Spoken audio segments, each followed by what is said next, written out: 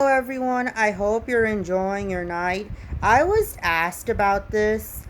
Some companies on the internet, on the radio, on TV advertise that they can fix your bad credit. These companies are usually called credit repair agencies. They charge you money for fixing your bad credit.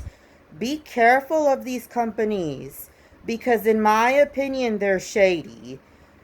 I don't understand why you would pay money to a credit repair agency when you can fix your bad credit by yourself. What you can do, go on the websites of Equifax, Experian, and TransUnion. Pull up a copy of your credit report with each of these agencies.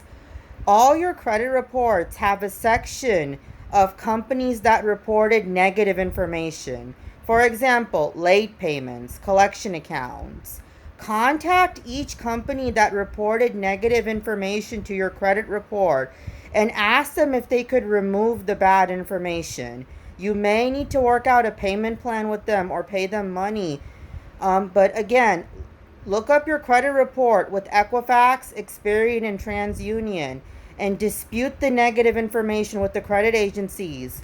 Also, contact each company that reported negative information and ask them to remove it. They may say yes, they may say no. If you owe them money, you'll likely need to pay it.